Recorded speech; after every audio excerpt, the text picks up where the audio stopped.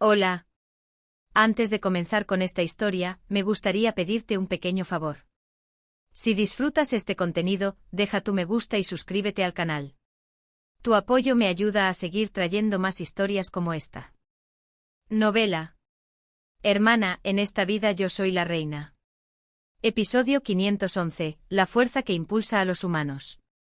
La vizcondesa de Benedetto preguntó. El señor del Pianosa movió los dedos de los pies ante su sequedad. Era aún más aterrador porque no había ningún indicio de reproche. ¿Por qué enviaría a mi hija allí para que obtuviera qué reputación si la pongo al lado de la condesa Contarini? La vizcondesa pensó que su hija era débil ante la tentación. Era una niña que fácilmente se dejaría influenciar por malas compañías. ¿Acaso la reputación es la misma solo por estar juntas?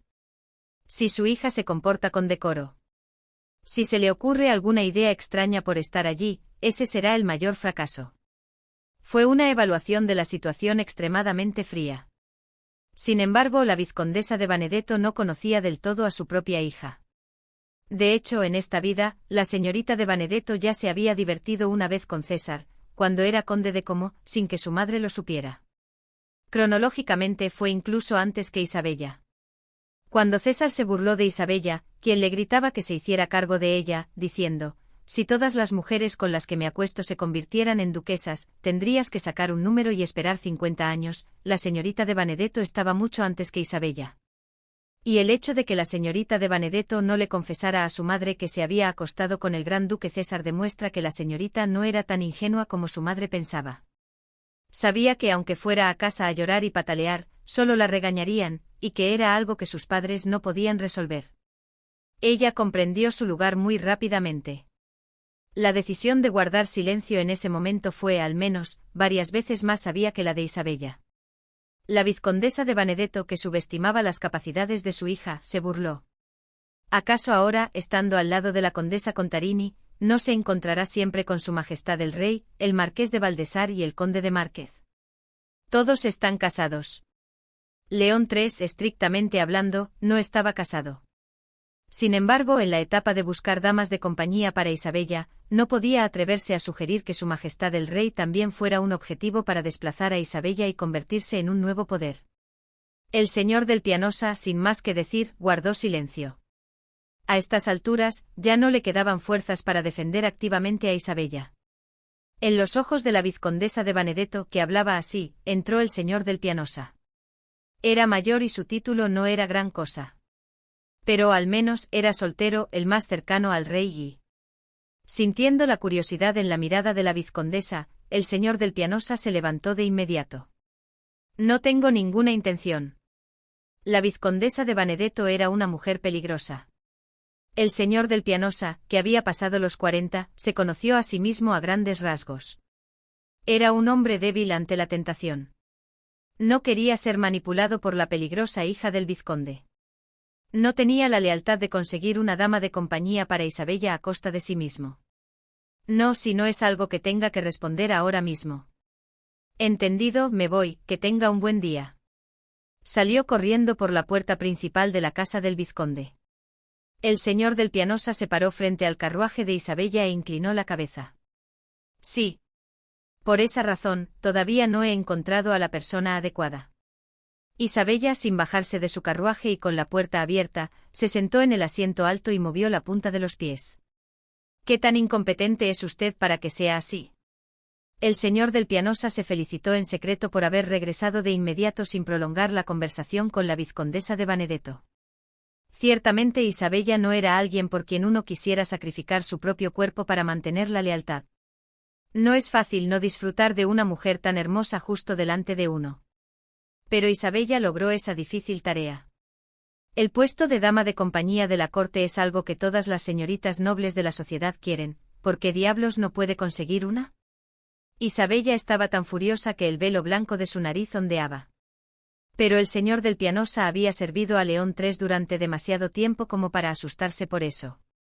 En lugar de lo siento, dio una respuesta de alta dificultad que destilaba indiferencia y un significado profundo al mismo tiempo. Así es. Es porque tienes una mala reputación, tonta. Aunque no pudo decirlo en voz alta, el significado se transmitió aproximadamente a través de expresiones no verbales. El velo de Isabella tembló. Fue una suerte que el velo ocultara su expresión distorsionada. Cada vez que el señor del Pianosa informaba que no había podido conseguir una dama de compañía, Isabella se sentía avergonzada. ¿Por qué no quieren estar conmigo? Naturalmente era un problema de su propia reputación. Pero Isabella no podía tolerar este momento en el que experimentaba indirectamente su mala reputación. Imposible.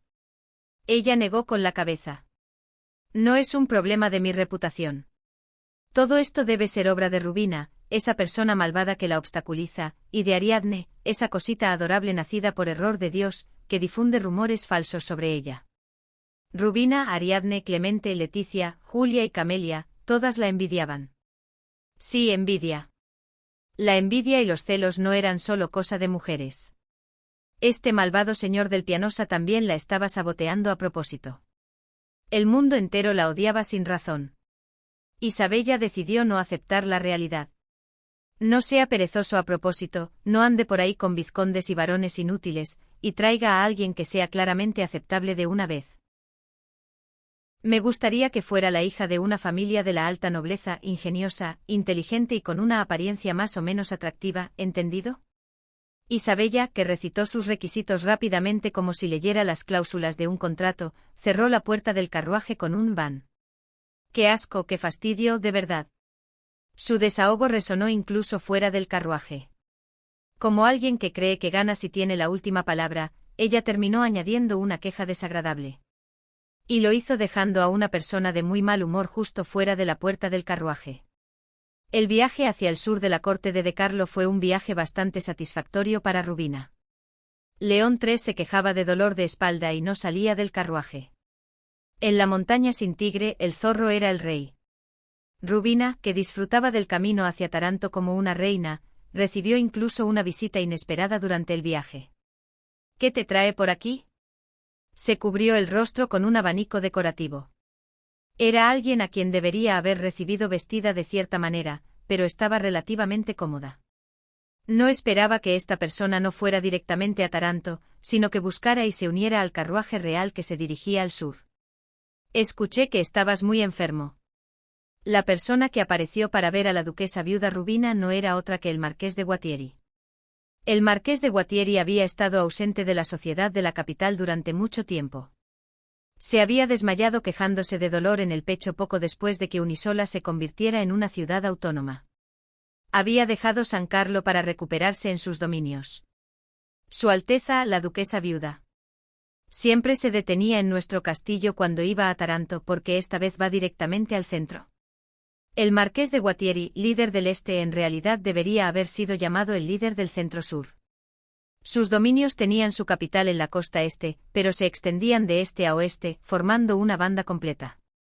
Con un gran puerto en el este y otro en el oeste, sus ingresos fiscales eran abundantes y sus dominios prosperaban, lo que le otorgaba una influencia comparable a la de un duque, a pesar de ser un marqués.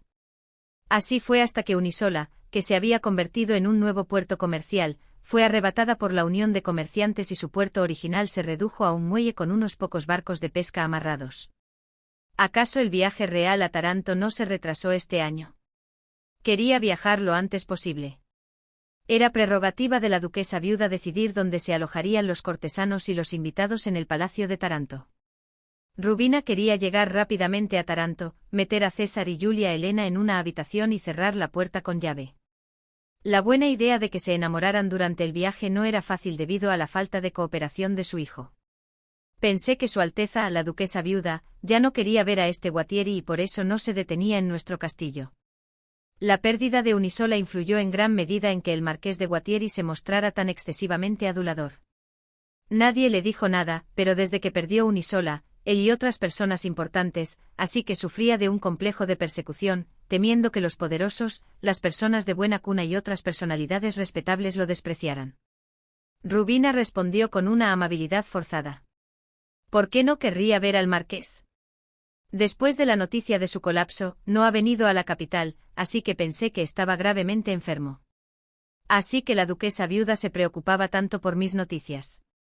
Era una escena en la que personas que no tenían ningún interés mutuo se preguntaban con cariño y sinceridad por el bienestar del otro. Las palabras fluían de sus bocas como si estuvieran untadas con aceite, sin siquiera humedecerse los labios. Si no me preocupo por el marqués, ¿por quién me preocuparía? No puedo pedirle a una persona enferma que atienda a los invitados, ¿verdad? Sin embargo, incluso si solo eran palabras vacías, la amable respuesta de la duquesa viuda Rubina redujo considerablemente la ansiedad del marqués Guattieri. Se sintió mejor y aduló un poco más de lo que había planeado. Estaba muy enfermo, pero cuando escuché que la duquesa viuda pasaría cerca, mi enfermedad desapareció por completo. El rostro del marqués Guattieri, que decía eso, estaba brillante de aceite. Parecía estar lejos de los rumores de que había sufrido un derrame cerebral. Rubina lo examinó de arriba a abajo para descubrir las intenciones del marqués Guattieri, pero el marqués, con sus mejillas regordetas, solo levantó su bigote en forma de brocheta y sonrió dulcemente.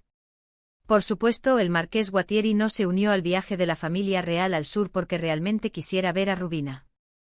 Yo también debería regresar al palacio pronto.